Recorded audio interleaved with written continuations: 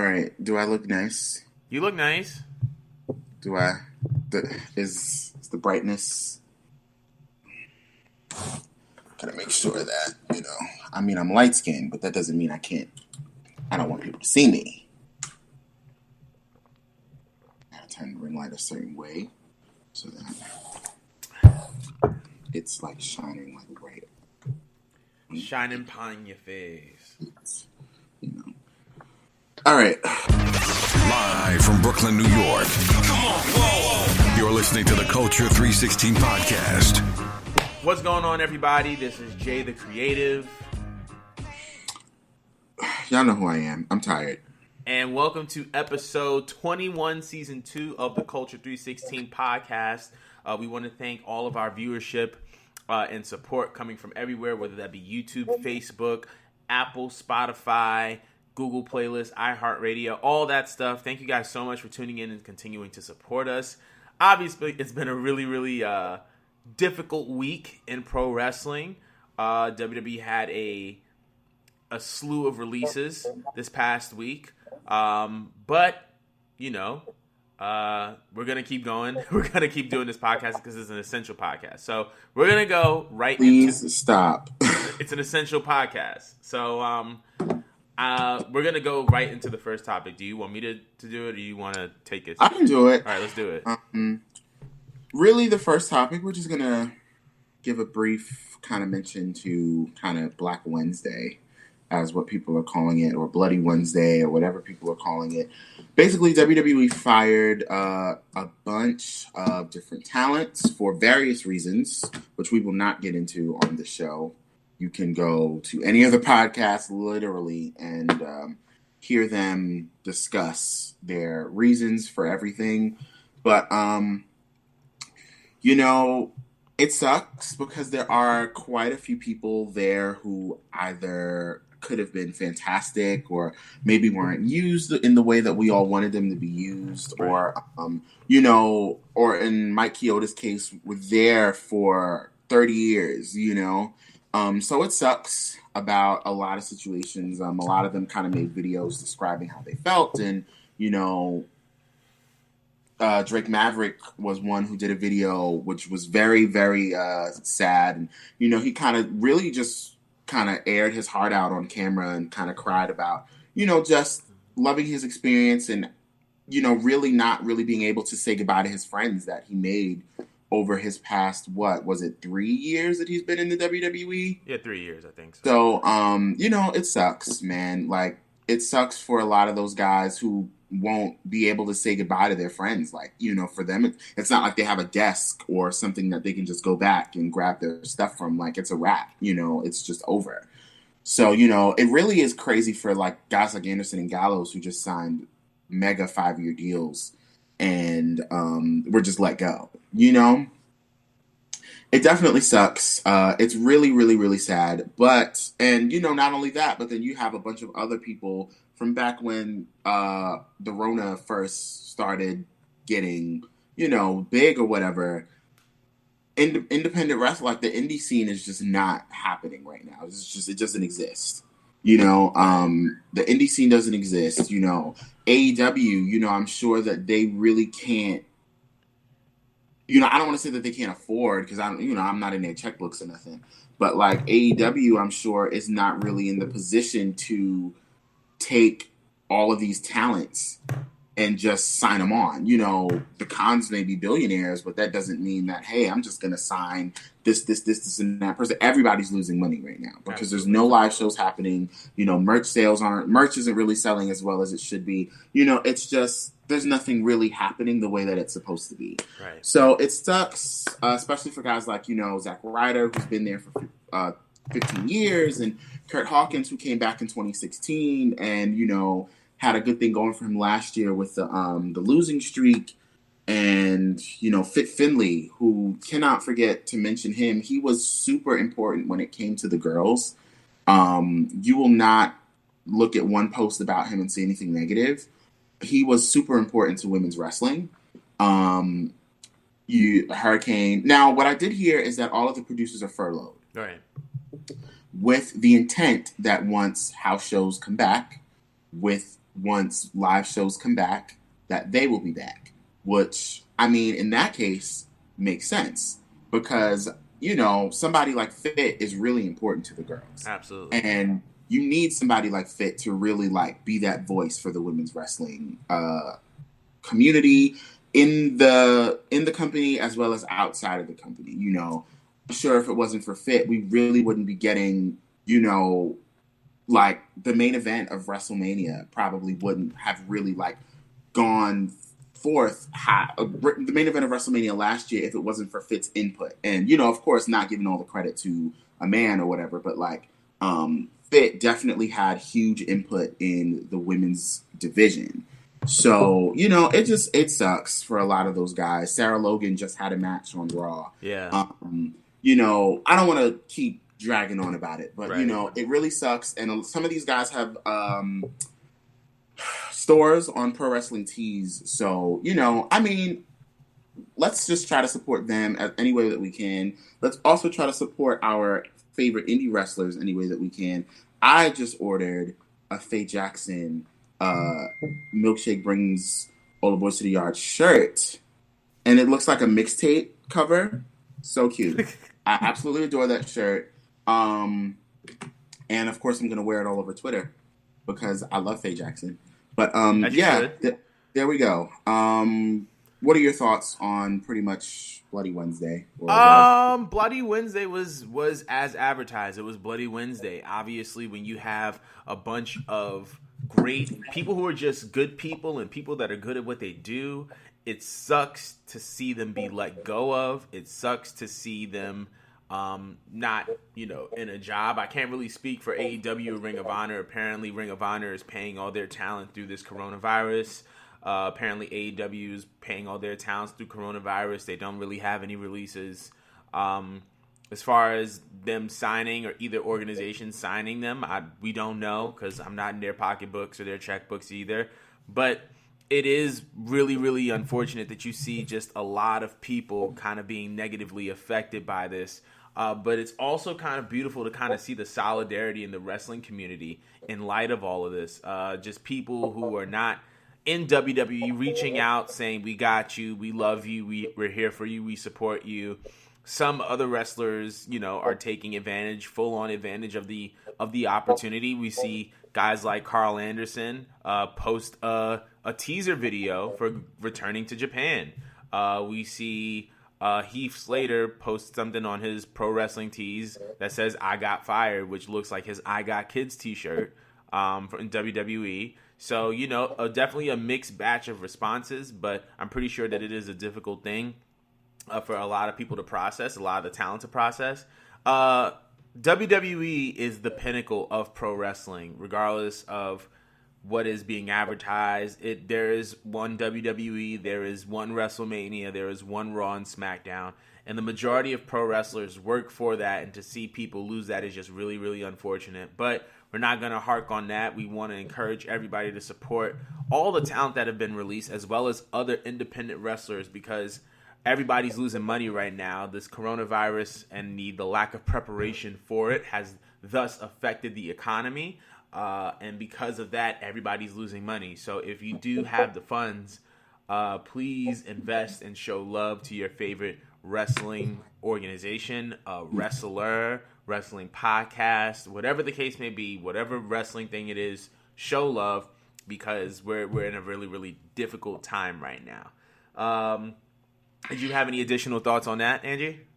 No, but if any of you guys have any thoughts on, you know, pretty much Bloody Wednesday as a whole, you guys can definitely comment down below. Like, share, and subscribe, you know, all that good stuff. Now, I'm going to throw a little wrench into our thing real quick, because we don't have to talk about this. It's pretty much been addressed. But I would like to address this. So, yesterday, a little video was going around.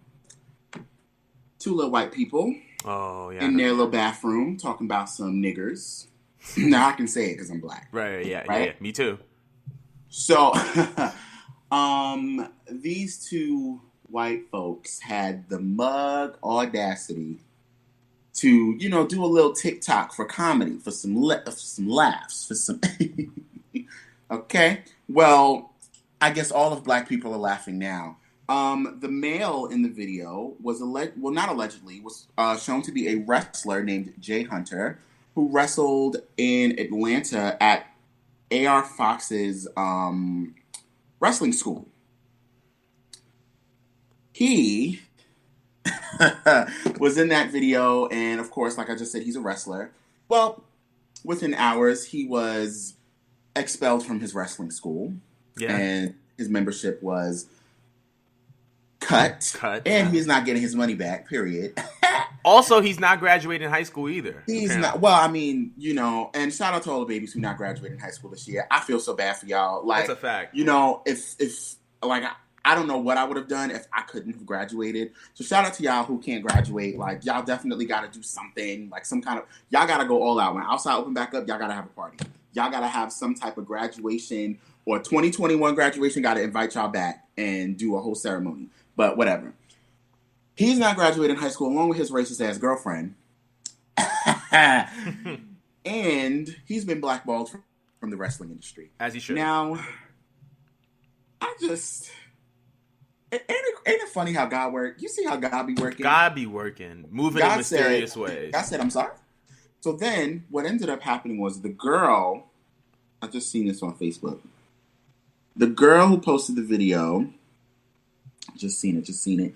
At first, she wrote on her IG or something talking about you think this is a problem for me? My dad can pay for this whole thing to go away. Oh, really, bitch? Oh, really? That is why. Then she comments again, I think on her Instagram, and goes, I'm so sorry. My boyfriend pushed his racism on me. And that's why I said what I said. I believe blacks are human too. Blacks. Girl, this is not 1975. She might as well just have said colors. She might as well have said colored folk. She might as well have said Negroes. She might as well have said niggers, okay? Niggers are human too. She might as well have said that. Like, here's the thing, right? So I feel like the fact that all the institutions that were attached to these parties acted within 24 hours, shout out to them. 24, they acted within 5. Yeah, they were, within business hours. Within business hours, they responded and dealt with them as they should have been dealt with. So shout outs to those institutions. That's one. Number two is 2020. This idea, regardless of it being a pandemic or not, this idea that you can just go on the internet and say whatever you want, and that you think that it's okay to be disrespectful and it's okay to be racist. Like, that to me, and on top of that, the fact that she said that, like, she believed that her father was able to get it out of it, just goes to show you how prevalent privilege is in society today, because people really believe that their privilege or that their resources are going to be able to get them out of the fruits of their racist actions. So, and Jay Hunter, yeah, you're canceled, bro. Like, it's a wrap for you. It's slow guns. Like, it's already bad enough that wrestling organizations are not hired. You literally chose the worst time to be a racist, bro. He better pray that he don't see no black wrestler anytime in the future. Because they're not going to say nothing. It's not going to be no talking. It's not going to be no words. No words. It's just going to be straight boop, boop, boop. That's it. Listen. Xavier Woods is recovering from surgery, but he lives in Atlanta, so you can try that if you want. Listen, come correct or get corrected. All 2020. That's it. Come correct or get corrected. That's number one. Number two, what have I been saying since this year started? What have I been saying? Don't let this bird app get you smacked in 2020, but people be using the Talk app, the Clock app. Don't let social media get you smacked up. Social media is the quickest way to get yourself hurt. Social media is the quickest way to get yourself hurt. I'm going to say it again. Social media is the quickest way to get yourself hurt. That is the quickest way that you get smacked up, is if you're talking crazy on social media. That's all I have to say. Jay Hunter, if you ever see me in the streets, you better look the other way. You don't know me, but I know you. Okay? If you ever see me in the streets, listen, you better not ever try to come back into the wrestling business. I said what I said in 2020. But that was mad funny. But yeah, if you guys have any opinions on that, be sure to comment below. Tell us how you feel. World Wrestling Entertainment has officially announced their Money in the Bank pay-per-view. Like WrestleMania 36, this pay-per-view will not be a live show. But WWE has announced that at least the 2 Money in the Bank ladder matches will be held at the WWE headquarters in Stamford, Connecticut. Every participant of the male and female Money in the Bank ladder matches will have to start at the bottom floor and find their way to the top of the WWE Wait, headquarters. we're not doing the other thing? What other thing? Essential business. Oh, you said you didn't want to go in depth in that. Oh, okay. So that's why I thought. Okay, that's fine. Every participant of the male and female Money in the Bank ladder matches will start at the bottom floor and find their way to the top of the WWE headquarters to retrieve the briefcase. So how do you like this new spin on a classic match? I'm enjoying that. I am going to enjoy Money in the Bank. I think that is such a dope idea. You know, I feel like this is like, listen, they are going to run, you know, in Florida, WWE's been deemed a essential business, so it is what it is. Whatever. They're going to run, they're going to do what they have to do. But if you're going to run, do these spectacular, wacky, crazy ideas that nobody has ever thought of before. Right. You know what I'm saying? So doing something that you can't do inside of an arena, take this opportunity to do something like that. This is going to be a very interesting year when you look back on WWE as a whole. They're definitely going to do a WWE 365 on this, that 1 year. I can definitely see them just doing 2020, you know, and how weird and wild of a year that it was. As far as, you know, just this concept, you know, that's going to be great. You know, just watching them brawl through WWE headquarters all the way up to the roof of the headquarters. That's insane. Like, I think that's going to be super cool. Right. And I'm excited for this idea. I think the poster is atrocious. I'm sorry. I think the poster could have been a lot better. But I do really, really love this concept. And it makes me kind of wish that this was Money in the Bank every year. Yeah. But you can't do that inside of an arena, right. You know? So, because there was question on what they were going to hang the Money in the Bank briefcase from. I'm just like, well, they hung the tag titles from the roof at WrestleMania, so they can hang the briefcase, you know, from the roof at the Performance Center. It's no problem. They've done ladder matches in Full Sail and in the Performance Center before, so you know. But I definitely think that the way that this is going to be set up, it's going to be awesome. Like, I'm excited for it. I think that depending on the people they have in the match, this is going to be really cool. I don't know if they've already taped it.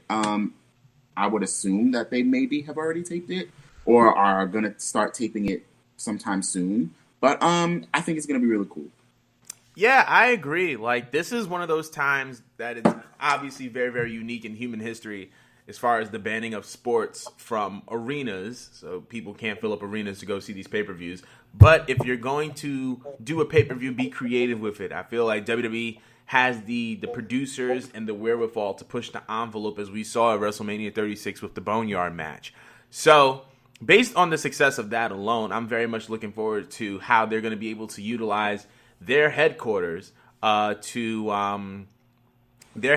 kind of facilitate this pay-per-view and facilitate those matches.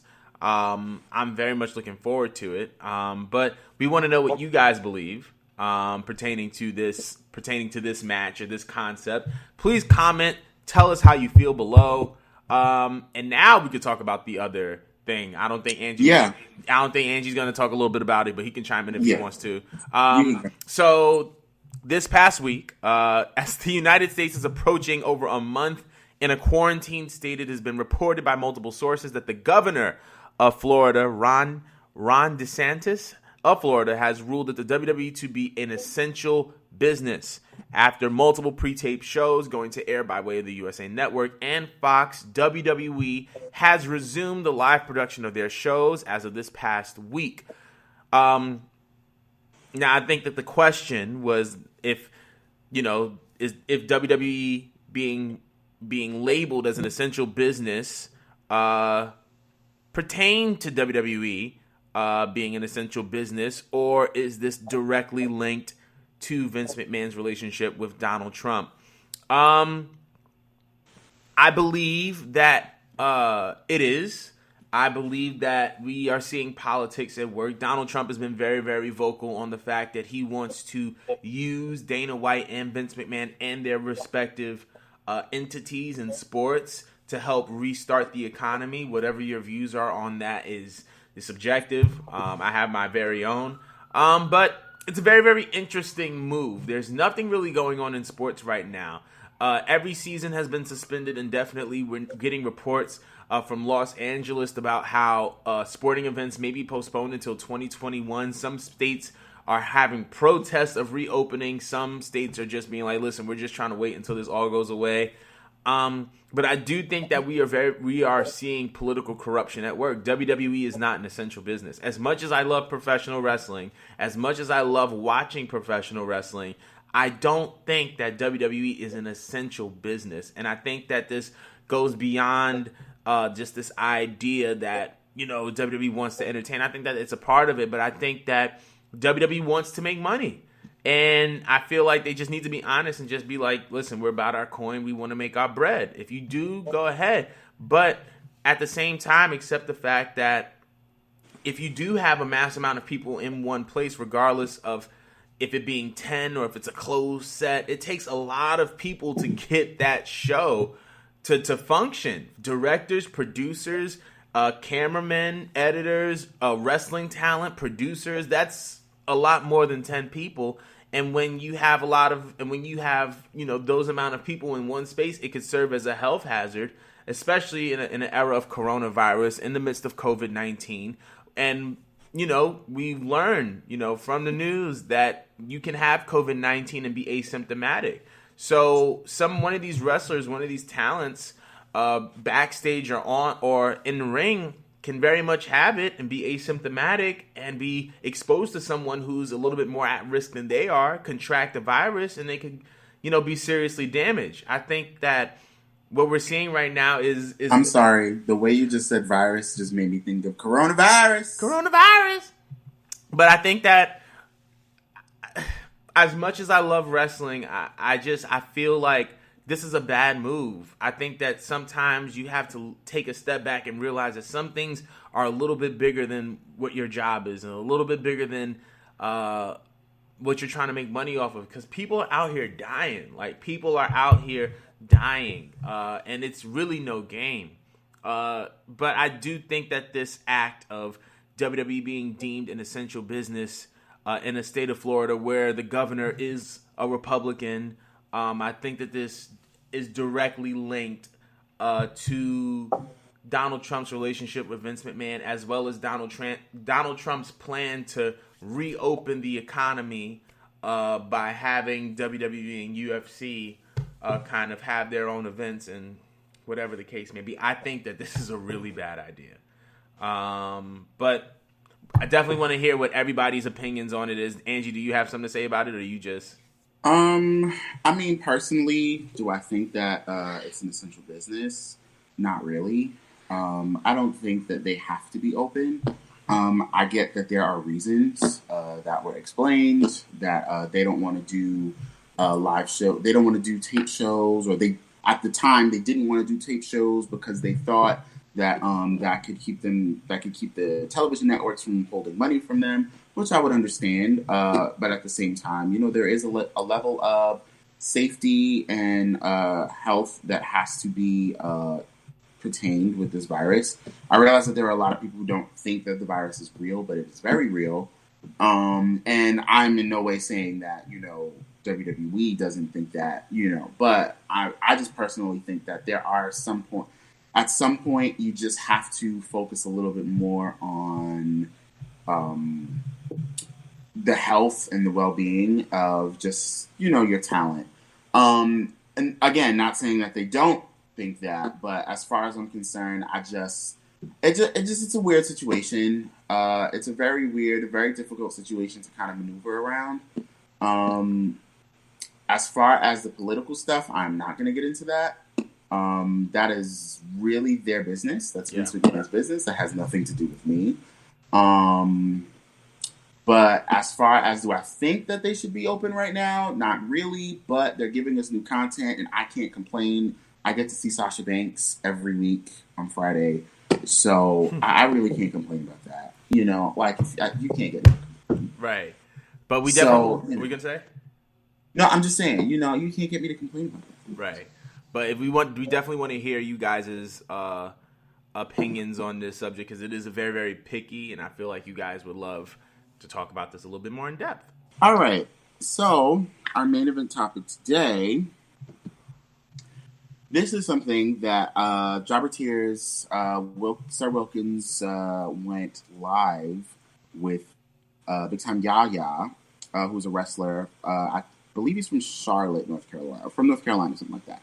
But he's a wrestler from the South. Very good wrestler, very dope. And they did basically a show that was like, here, what are your top 5 live moments and top 5 moments that you've ever seen on television, and why? So I would totally love to do that with you. This is going to take up a lot of time. I already know that. But my computer's charging. It's plugged in. I'm sure your computer's plugged in. Absolutely. So, yeah. So basically it's very self-explanatory. It's just going to be, you know, we're going to start from 5. We're going to alternate. We're going to go down to 1. And that's it. So we're going to start with your top 5 moment that you've ever seen on television.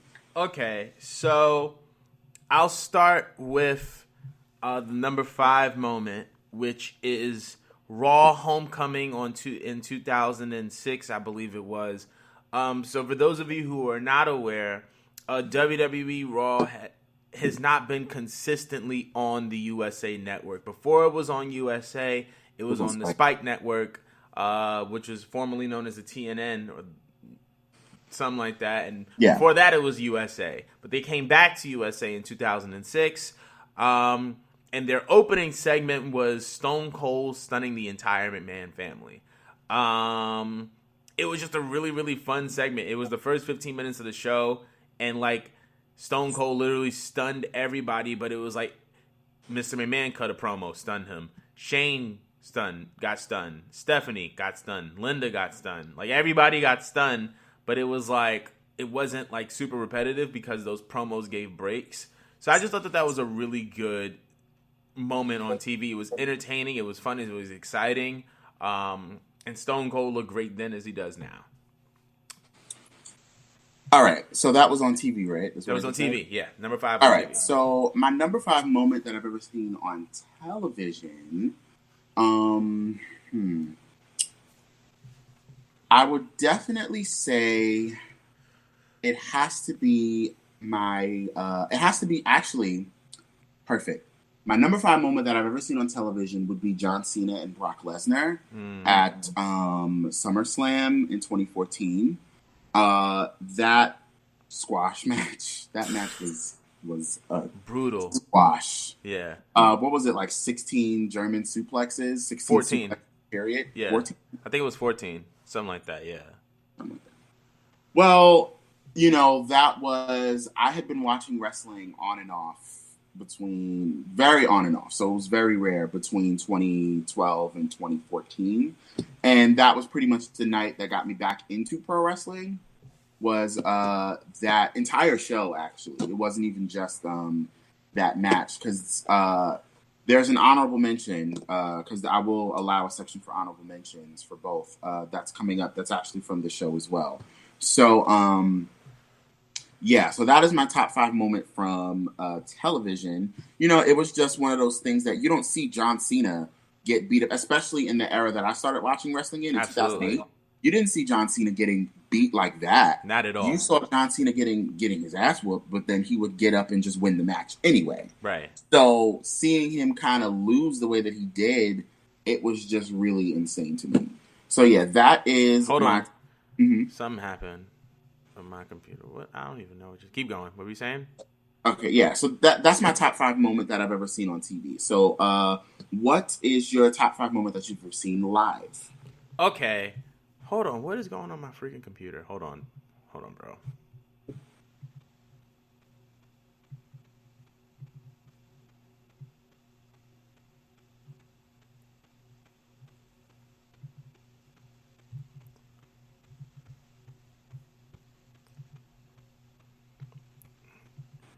Okay, we good.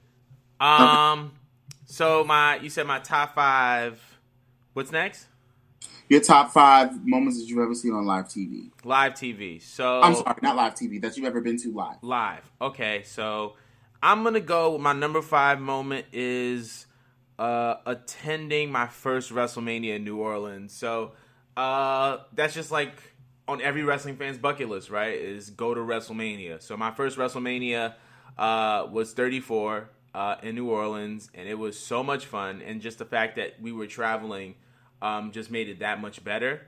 But yeah, like just going there, seeing Taker live at Mania was definitely a bucket list moment. Seeing the Bray Wyatt Matt Hardy interaction was amazing. Now, granted, the main event was trash, but just being at WrestleMania, attending a WrestleMania was definitely one of those things that was just like a standout bucket list moment for me, and I was just so glad I was able to do it. My number 5 moment that I've ever seen live, I would have to say it would be like my first SummerSlam, SummerSlam 2016. SummerSlam is like it's a show clearly that has a lot of meaning to me, considering 2014 is the show that got me back into wrestling. 2016 was actually my first live pay-per-view of ever. So that was, of course, the night that we got our new first ever Universal Champion, Finn Balor. We got that great Sasha Banks and Charlotte Flair match for the Women's Championship. Even though I wasn't a fan of the outcome, but you know, what is it? 4 years later, I can watch it and be like, oh, okay, this was a good match. Right. What else? We had a lot of stuff on that show, but this was also right after the brand split. Yeah. This was right after a brand new kind of era in WWE. A lot of people call that last 6 months of 2016 one of the best years in WWE in a very long time. Absolutely. And it really was. I mean, look at SmackDown. You had AJ Styles, John Cena, Dean Ambrose fighting for the WWE title for 6 months. Right. On Raw, you had Sasha Banks and Charlotte and Bayley, 3 of the WWE 4 Horsewomen fighting for the Raw Women's title for 4 months, for 6 months, really. You had Kevin Owens and Seth Rollins and, you know, Roman Reigns and all of those guys in the title picture on Raw. On Raw. And then on SmackDown, you had Becky Lynch, the first ever SmackDown Women's Champion. So that to me, that 2016 era was so good. But that SummerSlam definitely is my top 5 moment that I've ever seen live. It's just, like going back, it's just like, it's so cool to go back and watch the shows that you were at and get different perspectives on different things. Like I'm on camera for literally like 5 seconds and I'm just like, that's me. So yeah, that is my top 5 moment that I've ever seen live. So we're going to go to top 4 moments that we've ever seen on television. Okay, so my 4th top moment that I've seen on television would probably have to be Matt Hardy's unplanned attack on Edge. So for those of you who do not know, I'll paint the picture. 2005, Edge is red hot. He just won. Actually, no, it's 2005 or 2006. 2006. He came off a couple of WWE title reigns. No, it was 2005. Came off of a feud with Kane, and Lita was his valet, and Lita was also his real life girlfriend. Now, for those of you who don't know, Matt Hardy and Lita were very, very close, boyfriend and girlfriend at one point in their lives. The story was Matt, Lita, they were together. Lita cheated on Edge with Matt. No, Lita cheated on Matt with Edge. And because of that, it triggered a real-life hatred between Edge and Matt Hardy. And at a show that actually happened in North Carolina, Matt Hardy jumped the guardrail unplanned. It wasn't scripted. It wasn't supposed to be on TV. He jumped the guardrail and literally beat Edge up before a match. And security had to take Matt away. Also, this is at a time when Matt Hardy was listed as released from WWE. Wait, this really happened? This is real life. He jumped the guardrail and beat him up. And this is when Matt Hardy was not a WWE employee. As soon as he jumped the guardrail, announcers didn't even mention the fact that it was Matt. People just knew that it was Matt. But he was then reinstated. I'm gonna find this. I'm gonna send it to you. Please. But he was then reinstated, and which triggered a feud between Matt and Edge for the duration of 2005. That was also the same year that Edge won the Money in the Bank contract at WrestleMania 21. Edge the following year would win at New Year's Resolution and beat John Cena for that WWE Championship. But yeah, that was just one of those TV moments that made Raw so exciting because Raw was live. It was on at 9 o'clock. It was TV 14 era. You never knew what you were going to get. And that was one of those moments that I would never forget as a kid because it was Matt freaking Hardy jumping a guardrail to beat Edge. And this wasn't in social media era. It was just like, what happened to Matt? And then next thing is oh, Edge is with Lita, but what happened to Matt? And then months later, Matt comes out of nowhere and just beats the living tar out of Edge, and it was great. Wow. Listen, y'all, I started watching in 2008. There's a lot of stuff that I still don't know. Okay. Top 4 that I've ever seen on TV.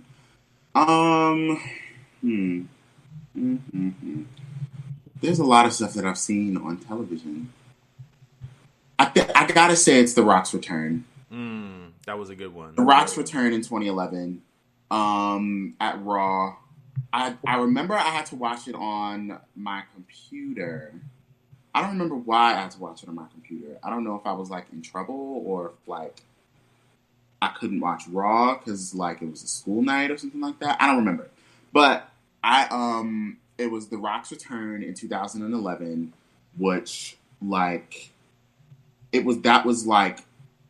what? At that point, The Rock was 100% Hollywood guy. Right.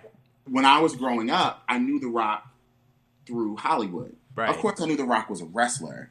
But, when you are born in 1997 and you are 5, through The Rock's best moments, you're right. 1 to 7 when The Rock is, an active wrestler before he fully goes off to Hollywood. Because WrestleMania 19 was in 2003. In 2003, I was 7 years old. Right. I wasn't watching wrestling until about 11.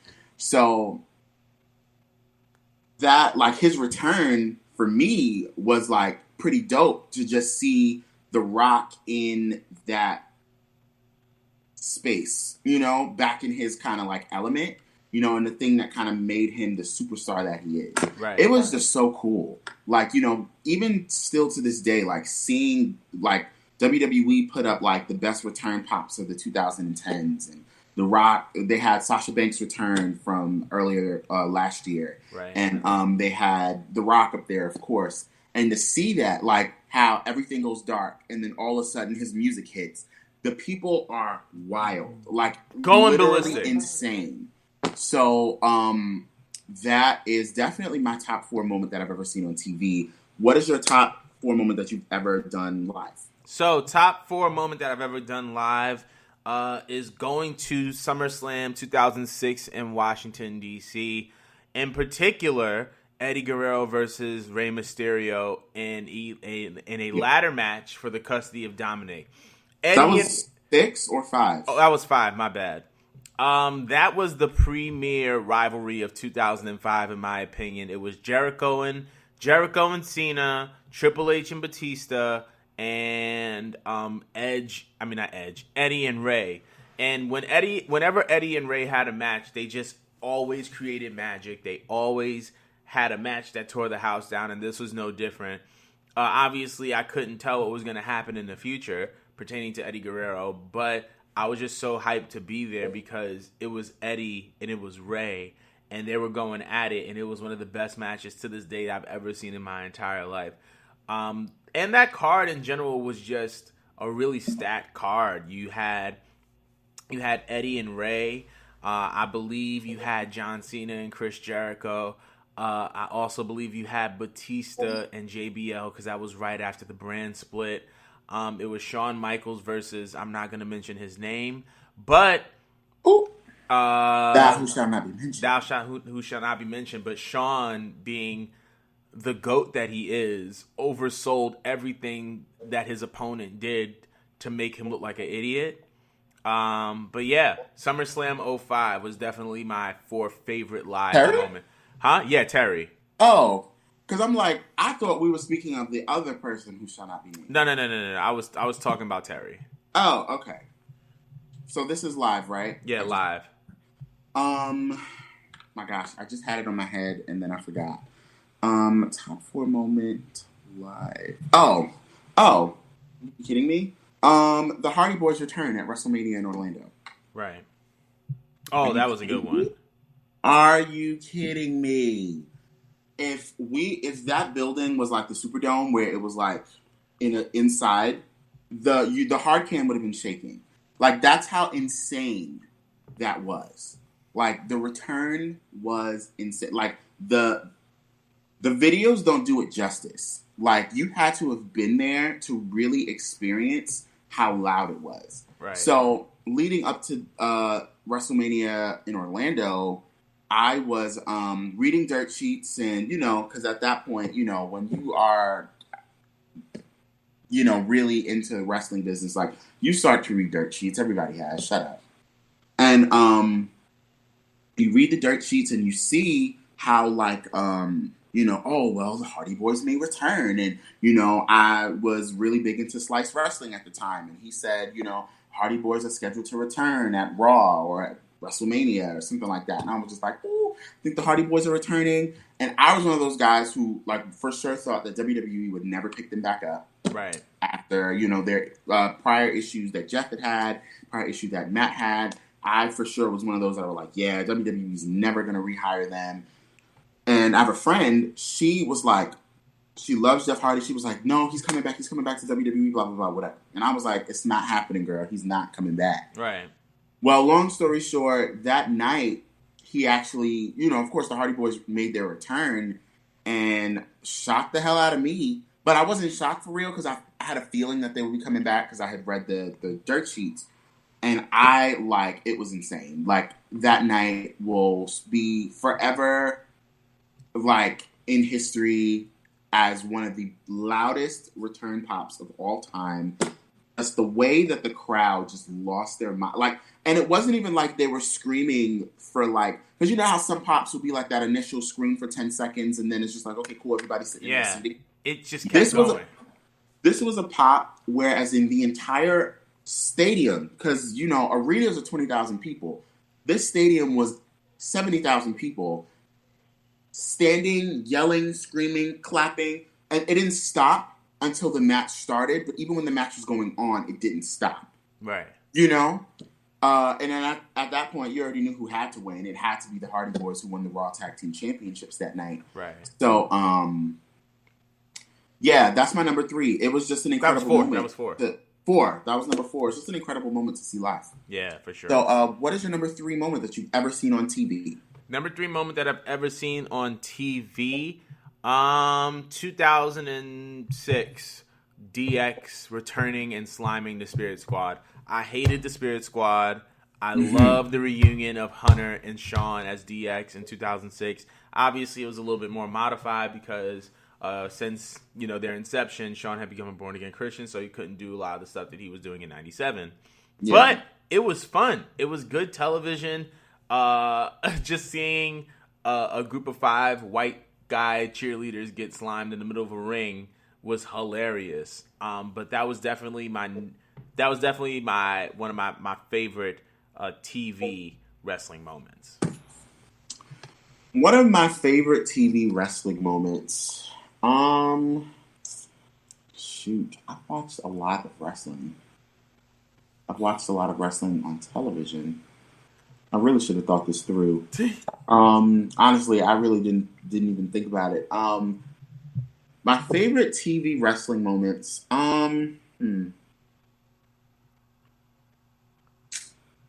Shoot. I'm trying to go back to because I've been watching a lot of like old WrestleManias and old pay-per-views and stuff like that. Oh man, favorite TV wrestling moment. I guess one of the better moments that I've ever seen on television. Oh well, one of my favorite matches that I've ever seen on TV. It has to be Eddie and Brock at No Way Out. Oh yeah, that's a good one. I just rewatched it when we did our Eddie episode in November, and it was great. You know, like that match is it's a classic David versus Goliath match. It's just the storytelling in that match is so great. You know, it's amazing. Right. You know, and then I just think that the way that match was done, and just kind of the way that Eddie and Benoit, who won the titles that year, kind of opened up the doors for smaller guys like Daniel Bryan and, you know, for smaller guys now to start winning championships and, you know, I guess people believing them more or whatever. Right. You know, it just, that night is going to be forever in history. Like, that's another night. You know, Eddie Guerrero is just, the way he is just such a, you can't take your eyes off of Eddie when he's on screen. So it's great. I absolutely adore that match. And yeah, that is TV. So top 3 live moment. Okay, so my third TV moment, my third live moment has to go to seeing Stone Cold at Madison Square Garden in September. Yeah. That, first of all, his music hit, the crowd popped, like, you knew the vibes. Like, it was Stone Cold Steve Austin. And it was just so fun to see him in Madison Square. That New York crowd is always a pleasure. And I feel like that's just a bucket list thing of mine as well. Because that's kind of where the Stone Cold character took off in 97 when he stoned McMahon, was Madison Square Garden. So, like, to be able to be there at Madison Square Garden, to see Stone Cold Steve Austin stun AJ Styles, to see him have beer with all the guys, it was just a great moment and a great time. You know what I mean? But yeah, that's my third live moment. My third live moment is actually going to be the Hog No Limit show. It was actually my first indie show that I had ever went to. That's funny because that's my second live moment too. That's crazy. Yeah, it was my first indie show that I ever went to. Of course, it was the tribute show to Matt Travis, who passed away in November. But, you know, not only that, but on the card, there were so many great like, the guys at House of Glory, to say that they're all incredible is like an understatement. It's the understatement of the century. I absolutely adore Leroy Green. That match was my favorite match of 2019. It was so cool. It was so fun. You know, it's just something that you wouldn't see. And to have just low key and Leroy Green just sit in the middle of the ring and start playing, what was it? It wasn't Mortal Kombat. It was it Marvel vs. Capcom? I think something like that. It was some fighting game. I cannot remember for the life of me. But I absolutely adored that moment. Like, it was so fun. And it was just like, it was actually my first time seeing Leroy wrestle as well. I'd never seen Leroy wrestle in person. I'd only ever seen him wrestle, like, you know, on, you know, video or whatever. Right. So that show was so good. Again, like I said, it was my first indie show ever. So it was just great to experience something like that. So yeah, that Hog No Limit show, that is my number 3 live moment. But what is your number 2 television moment? My number 2 television moment is the aftermath of my number 1 television moment, and that was CM Punk's return to Raw after leaving Money in the Bank 2011. I'm not going to say all the story because it's going to spoil my number 1, but Punk left the WWE 2011 with the WWE Championship, and we weren't sure if we were going to see him again. John Cena had just won a WWE Championship tournament. He had beaten Rey Mysterio. And the next thing you know, Cult of Personality comes on for the first time. We don't know what it is because we continue to see the Raw graphic. And then we see the word CM Punk come up on the screen. And we see CM Punk walking out the curtain, belt in hand, and we lose our minds. We didn't expect CM Punk to come back. And Punk at the time was one of my favorite guys to watch. He was one of my favorites in the ring. He was one of my favorites on the mic. So to kind of witness that moment was historic for me. And he's one of my favorites to this day. And like that just stood out to me. So what's your number 2 moment? My number 2 moment actually has to be when the Nexus invaded Monday Night Raw. So this is kind of like the PG era generation version of like the NWO invasion or like something of that caliber, you know, like just of an invasion angle period. And it was, of course, their opportunity to kind of right the wrongs of the original invasion angle in 2001. It didn't happen. Right. For reasons. But you literally never saw something like that on television. Like, for me. Like, so imagine I just started watching in 2008. And I go, you know, from watching, you know, okay, John Cena's a winner. And he's always went da-da-da-da. And imagine seeing just a group of guys. Because this is back when it was Game Show NXT. Imagine just seeing a group of guys that, you know, all come in and just destroy the ring, destroy everything. You know, it's insane. It's crazy how notably, too, of course, Daniel Bryan got fired for choking Justin Roberts, came back a month later and became one of the biggest stars in the company. And he got fired. Crazy.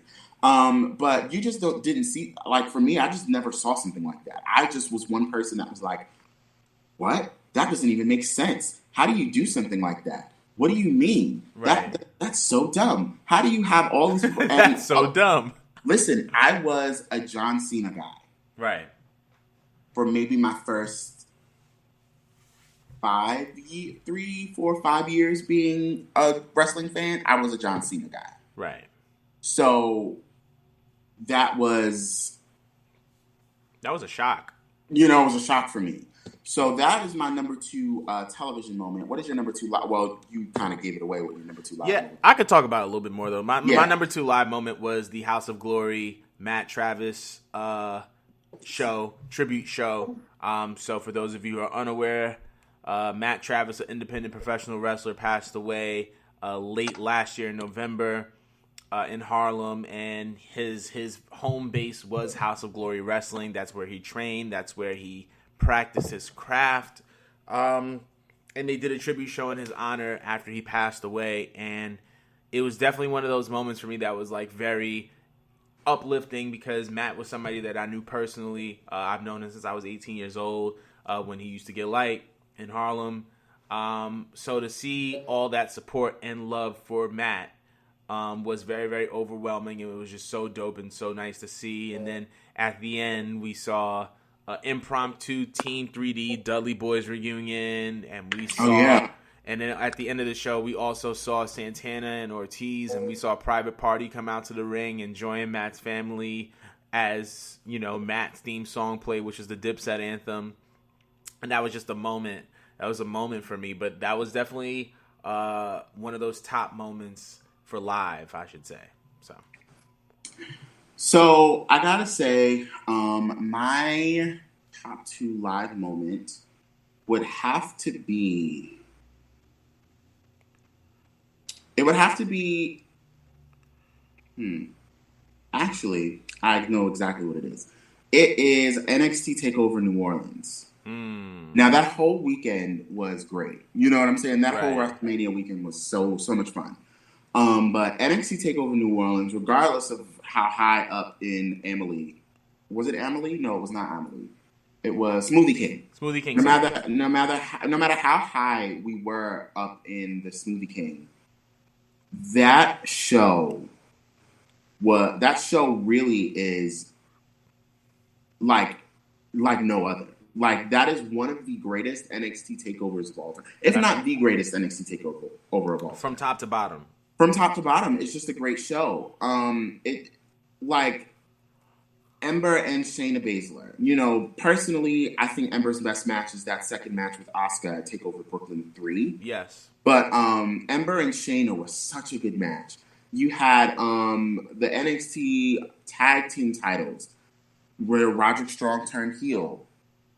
Like, nobody expected that. Nobody expected that. You had the ladder match for the North American Championship. That was another match that was absolutely spectacular. And then you had the main event, which was Johnny Gargano and Tommaso Ciampa, which that match had literally been like 6-7 months in the making. Right. Or 8 months. Actually, no, it was 8 months because Chicago. Ciampa turned on Johnny in June of 2017. Yeah. Went on the injury reserve and didn't really return until that September. So that was about 9-10 months, actually. Not September. He didn't return until January. I'm sorry. Right. He didn't return until January after that fantastic match with Johnny and Andrade Cien Almas. Right. But like, that show was just incredible. And, you know, you remember, you were there when Johnny won. I started crying. Yeah, you legitimately cried, yeah. Yeah. Great match. Great show. That's my number 2 live moment. Honorable mentions. Before we get to number 1, if you have any honorable mentions for TV, you can just kind of throw a few of them out there. Ooh, I'm trying to think of honorable mention. TV moment, Charlotte Sasha in Charlotte, and the when Sasha won the Raw Women's Championship from Charlotte. That was definitely an honorable mention there. When Charlotte turned on Rick, her father, that was definitely an honorable mention. When John Cena showed the new WWE Championship design after he won at WrestleMania 21, that's an honorable mention. What else? I'm trying to think. That's the only thing that can come to mind right now. But those are my honorable mentions. Honorable mentions for TV: Stephanie McMahon versus Brie Bella at 2014. I was a big fan of the Bella Twins back in their first run with the company. Right. So their second run, kind of seeing them show a lot more of their wrestling skills. A lot of people crack on them. I happen to think that they're both pretty good wrestlers. I think that they're both pretty great personalities. I love the Bella Twins to death. Right. So that match was great, and then the turn at the end by Nikki, so good. I mean, what they did with it after was a little, kind of crazy. Right. But that one, another one, Paige winning the Divas Championship on her first night, the night after WrestleMania 30. Daniel Bryan at WrestleMania 30. Yeah, that's a fact. The streak ending, which was another one. That was a shocker. Oh my God. I wasn't watching WrestleMania at the time, but I just remember going back on Google, like kind of looking up the results on Google and going, The Undertaker did what? Because like I started watching wrestling. Undertaker's at 16-0, 17-0, 18-0, 19-0, whatever. You don't just end the Undertaker's streak like casually, what? Right? That doesn't happen. It doesn't. It just doesn't happen. It was just weird. It was just like, what, the 21-1? That doesn't even make sense. That doesn't even sound attractive. What else? Man. John Cena and The Rock at 29 and 30. The 28. Oh yeah, 28 to 29. The first one. Yeah. Their first one at 28. The one at 29 is not my. I don't even like WrestleMania 29. I actually hate that WrestleMania. Those are just a few TV honorable mentions. What about any live honorable mentions? I don't have any live. Actually, yes, I do. Definitely Takeover New Orleans, Takeover Brooklyn, SummerSlam 2018. Yeah, SummerSlam 2018. Those are like my live event honorable mentions for sure. Live event honorable mentions. Honorable mention, my first ever Monday Night Raw in 2010. I believe that was the Raw where John Cena revealed himself from being Juan Cena, the guy who was in the mask, fighting against the Nexus. I believe this is definitely after he got fired. This is coming up on that TLC pay-per-view with him versus Wade Barrett. You had that. G1 Supercard was also really fun. It was my first New Japan show. That was going to the Garden. It was my first New Japan show, first Ring of Honor show. Parts of it weren't my favorite, but other parts I actually really enjoyed the show. Pretty good matches up and down the card. What else? Definitely, of course, my first WrestleMania 33 in Orlando. WrestleMania New Orleans, NXT TakeOver New York from last year, another really fantastic NXT TakeOver show. But yeah, so let's get to those top television moments. Top moments that you've seen on TV. This is our number one pick. So my number one pick for TV has to go to the CM Punk pipe bomb. Definitely the most controversial wrestling promo of our generation, because from then everybody wanted to do a shoot on TV, and that wasn't common before 2011 or even during 2011. Work shoots were just not something that you would just do on TV, but I feel like that was kind of one of those things where CM Punk not only put the WWE management and upper kind of echelon on notice, he kind of put the wrestling fans on notice, because a lot of stuff that he said was very, very true. It was how he felt. I also believe that it kind of paved the way for this future generation of wrestling, because the first time I ever heard of New Japan Pro Wrestling was through that promo. The first time I ever heard through Ring of Honor was through that promo. So it's like, hold on, no, Jesus, but that was the first time I ever heard of those companies were through that promo. So it's like, and I'm pretty sure that I'm not the only person who was introduced to a whole new world of wrestling from that promo. And it kind of solidified Punk for me for being one of my favorites to watch in the WWE. So yeah, that's my number one TV moment.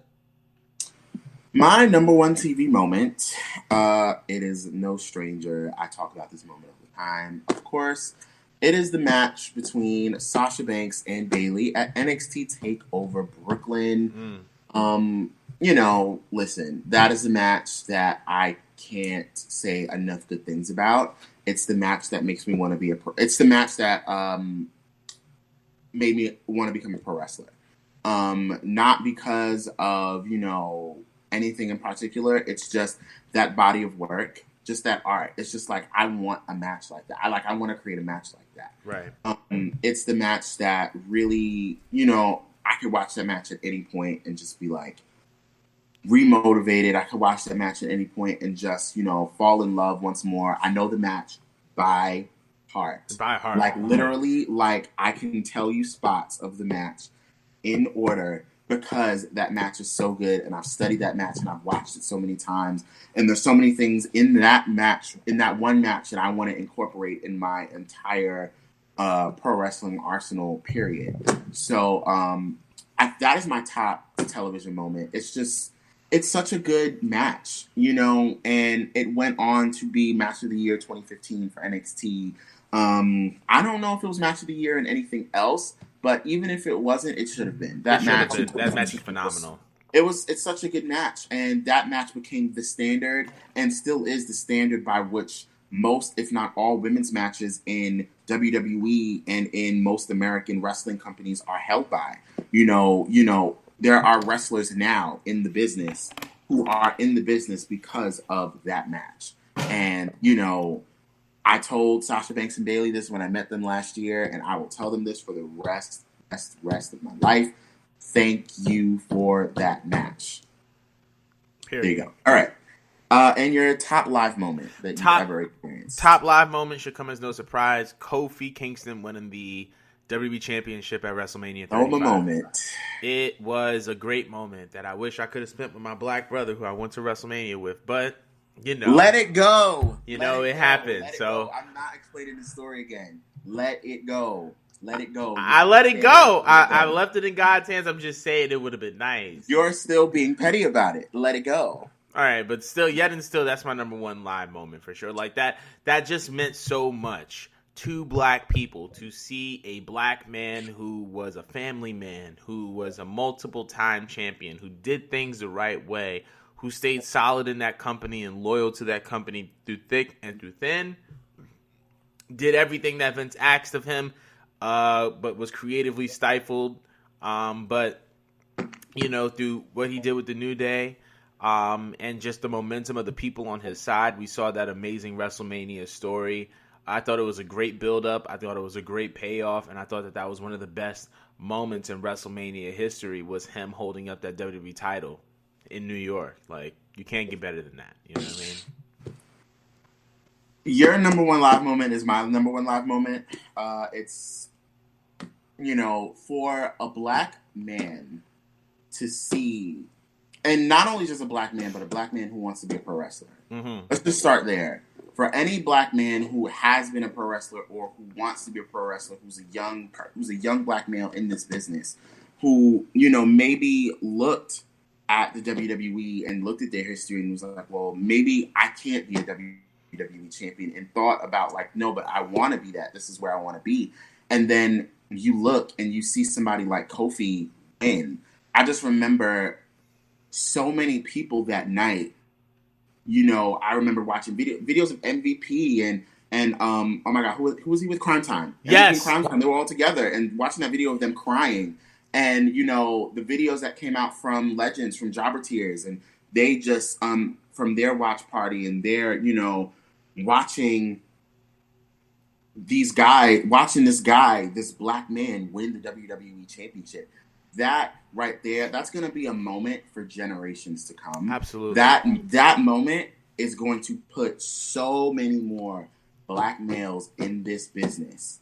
It's going to be crazy. Like, people are going to look back and go, yeah, like the other day, I was just like, I wrote on Facebook, I'm like, some days I just sit and think, dude, Kofi Kingston was our WWE champion. For 7 months. And I would remember watching Kofi when he got super, super hot and he did the boom drop to Randy Orton at Madison Square Garden, and whatever happened after that is whatever happened. But like, to see him now be able to say, yes, I am a former WWE champion, defended against Randy Orton, defended against Samoa Joe, defended against, I don't even Dolph remember. Ziggler. Dolph Ziggler. Yes, Dolph Ziggler. It should have been me. He defended against so many different incredible competitors, and it's insane to just look and go, yeah, like, Kofi Kingston was WWE champion. But also, I kind of want to add a little bit to the end, was being able to be there and experience the first ever women's main event in WrestleMania history. Yeah, I agree with that. Just to see the way that those women have worked so hard for that. That main event wasn't just Becky and Charlotte and Ronda Rousey out there. That main event was Becky and Charlotte and Ronda and Naomi and Nia Jax and Dana Brooke and Tamina and Bianca Belair and Mia Yim and Sasha Banks and Bayley and Alexa Bliss, Nikki Cross. All of the women in that company made it possible so that those three women could go out there and main event WrestleMania. And I know I'm cheating right now. I don't care. Leave me alone. It's okay. But, no, I'm talking to the people that are going to be like, that's two moments. I don't care. This is my show. So, just to see that, I love Ronda. I think a lot of people got worked by Ronda's comments. Super worked. Last week. Super worked. Ronda super worked. Yo. I know you saw what I said last week. Ronda. It's the energy that we need when you come back in August, baby girl. Let's go. Let's get them. Let's start smacking heads over these girls. Let's start by reclaiming that Raw Women's Championship, okay? Nah, I'm joking. I love Becky, even though I want that match. But yeah, like, Becky working her ass off. People were making the comment of, oh, well, Becky, it's always Becky, Charlotte, and Bailey and Sasha. It's always the four horsewomen. It's not. I don't know if people remember, there was a time where Becky Lynch was not on television. Not on, yeah. They were not using her for the first, 6 months of 2018. Do I even have to explain Sasha Banks at this point? Every singles title that Sasha has gotten, she lost. Yeah. And in her first defense. And it sucks because she should be one of those who's had a 300-day title reign between both championships and had great matches and defended against girls like Asuka and Kairi Sane and blah, blah, blah, whatever. Say what you want about Charlotte. I don't care. Clearly, they're positioning Charlotte to be the top girl, and I can't be mad at that. Charlotte is the queen. Charlotte is the queen. And Bailey, come on now. Do I have to explain Bailey as well? Bailey, this is your life. I said this on Twitter. I was like, that segment was designed to get one person over. And listen, I have love for Alexa Bliss. I think Alexa as a babyface, she has peaked. I love her as a babyface. This is her role. But, it was designed to get Alexa Bliss over. And it wasn't designed to get Bailey over. And Bailey suffered in the long run. And Bailey never was able to recapture that magic that she had. I miss my wacky, wavy, inflatable arm flailing Bailey buddies. I miss them. But we have to deal with role model Bailey for now. I will deal with her. But I'm going to need her to grow that hair out, get some extensions, do something, put it in the ponytail. Because when Sasha turns on you, Bailey, I don't want to hear this. I don't want to hear this fake rock music. I want to hear the, there ain't no stopping us now. We celebrate on the floor. Because I'm going to mark out. I'm going to pop for that. Regardless, okay, I can go into a tangent for all day. Those three women deserve that. And I couldn't be more proud of those three women. I can't say WrestleMania 35 as a whole was my top live moment because I got home at 4 o'clock in the morning. But yes, that is my top live moment of all time. Those two things. So we want to know what you guys' top moments are. So be sure to comment below. Let us know what your top TV and live moments are. Yeah, DM us. Talk to us. We can't do nothing but talk to y'all at this point. Literally, we ain't doing nothing. We can't do nothing but talk to y'all. That's a fact. I have a new segment for everyone because you guys know that I just come up with new segments all day because I can't do nothing because I'm in this house. So, this new segment is hashtag what wrestling you watching? So, WWYW, what wrestling you watching? Basically, the two of us or the four of us or how many of us that are on camera for that show we'll just, talk about the wrestling that we're watching, why we love it so much, why we hate it. I don't know why we'd be watching wrestling we hate, but or why we think it's jokes or, whatever. So what are you watching right now? I'm watching AEW Dynamite. I don't know what it is, but I'm hooked. And it's kind of the same feeling that I got when I first started watching NXT. But they're just doing a lot of different things. They're making great use of the spaces that they're occupying, especially now with now the Corona's in effect. So we got an empty arena, no holds barred match with Jon Moxley and Jake Hager. We're seeing this TNT Championship tournament. Just amongst other things, we're seeing a lot of good character building, a lot of good storytelling. You could tell that they listen to their people, that they listen to their fans. Whenever something doesn't work, you don't see it on TV ever again. And I love All Elite Wrestling. I love the direction that they're going in. So that's the wrestling that I'm watching right now. What about you? What wrestling are you watching right now? I am watching old WrestleManias. I just restarted WrestleMania 17. I had said on my IG, what was it, last week, 2 weeks ago? I asked y'all what WrestleManias I should watch. And I haven't done it yet. I believe it was I think 23 and 24 one. So I'm just oh, okay, cool. Yeah, at some point I'll watch those two. Right. But I'm at this point, I'm just you know what? Because all of the WrestleManias I put were between 19 and 24. I'm just I might as well just watch all of 19 to 24. Right. But then I'm just you know what? I love WrestleMania 17 as a show so much. Just together as a WrestleMania, it's just such a good show. So why not just watch WrestleMania 17? Right. So I'm just going to watch WrestleMania 17. I mean, I want to watch, or X7, as some people call it, because they're really proper. Whatever.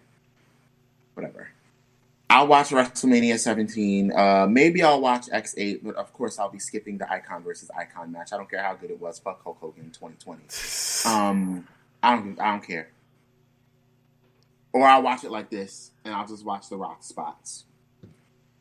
My point is, yeah, I'm gonna be watching. I'm just watching old WrestleManias and just watching how great, wishing that I was, and I'm watching old WrestleManias and wishing that I was a fan in 2004, 2005. Right. Wishing I was a fan when I was like 6, 7, 8 years old. Because, who knows? I'd probably be like Austin Theory right now, wrestling in my first WrestleMania. Right. So, yeah. So that's the wrestling that I'm watching.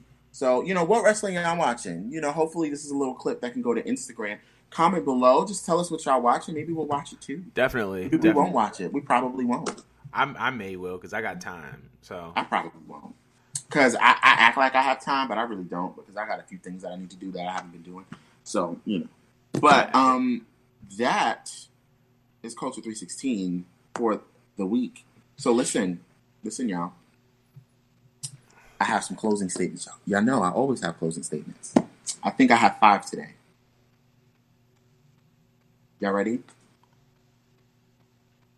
What's number 1?